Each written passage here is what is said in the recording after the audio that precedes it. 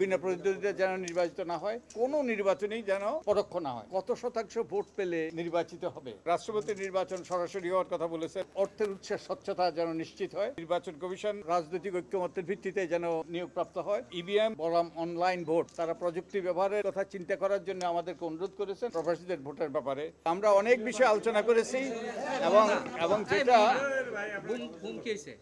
ওকে, আমরা অনেক বিষয়ে আলোচনা করেছি এবং যেটা আমাদের কাছে প্রতিমান হলো যে সেটা হলো আমরা যে বিষয়গুলো ভাবছিলাম ওনারা সেই বিষয়গুলো সম্পর্কে আরও আলোকপাত করেছেন ওনাদের অভিজ্ঞতার আলোকে। তো মনে হলো যে আবারও যে আমরা সঠিক পথে আছি। কিছু কিছু গুরুত্বপূর্ণ বিষয় তারা গুরুত্বপূর্ণ বিষয়ের উপর জোর দিয়েছেন, যেমন রাষ্ট্রপতির নির্বাচন তারা বলছেন সরাসরি আসন হওয়া দরকার এবং ওনাদের কেউ কেউ বলছেন কোনো নির্বাচনেই যেন পরোক্ষ না হয়, প্রত্যক্ষ হয়, প্রত্যেকের কনস্টিটিউয়েন্সি থাকে এবং রাষ্ট্রপতির নির্বাচন সরাসরি হওয়ার কথা বলেছেন। তারপরে স্থানীয় সরকার নির্বাচন নির্দলীয় হওয়ার এবং সংসদীয় পদ্ধতিতে নয় ওনারা বলছেন, কারণ ওখানে দলীয়করণ হতে পারে। তারপরে অর্থের উৎসের স্বচ্ছতা যেন নিশ্চিত হয়। তারপরে নির্বাচন কমিশন রাজনৈতিক ঐক্যমত্যের ভিত্তিতে যেন এগুলো নিয়োগপ্রাপ্ত হয় এবং আমরাও এগুলো নিয়ে আপনাদের সাথে কথা বলছি। আমরাও ভাবছি ইভিএম বনাম অনলাইন ভোট এবং তারা প্রযুক্তি ব্যবহারের কথা চিন্তা করার জন্য আমাদেরকে অনুরোধ করেছেন। আমরাও এ নিয়ে ভাবছি, বিশেষত প্রবাসীদের ভোটের ব্যাপারে।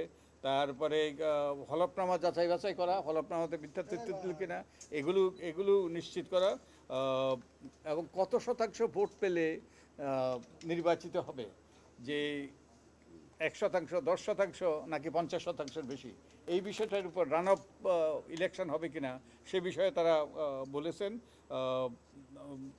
এবং তারা না ভোটার ফিরিয়ে আনার জন্য বলেছেন এবং নির্বাচন কমিশন গঠনের ব্যাপারেও তাদের গুরুত্বপূর্ণ প্রস্তাবনা ছিল রাজনৈতিক ঐক্যমত্যের ভিত্তিতে নির্বাচন কমিশন গঠনের।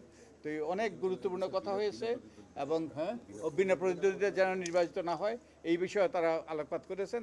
আমরা এখনও কোনো সিদ্ধান্ত নেই। আমরা এইগুলো নিয়ে পর্যালোচনা করছি, আলাপ আলোচনা করছি। আমরা সেই বিষয়টা আমরা সিদ্ধান্ত নেব সবার মতামত শোনার পর। উনি ভালো বলতে পারতেন যে যেটা হলো সবগুলো নির্বাচন, ইউনিয়ন পরিষদ, পৌরসভা, উপজেলা, তারপরে জেলা পরিষদ, সিটি কর্পোরেশন, সবগুলো নির্বাচন একই দিনে এটা করার কথা ওনার জোরালো প্রস্তাব ওনার। আচ্ছা, আমরা এগুলো বিবেচনায় নেব। আমাদের এখনও সিদ্ধান্ত হয়নি। আমরা সব প্রস্তাব বিবেচনায় নিয়ে আমরা ভেবেচিন্তে আমরা প্রস্তাব করব। তো এখনও এই সিদ্ধান্ত হয়নি।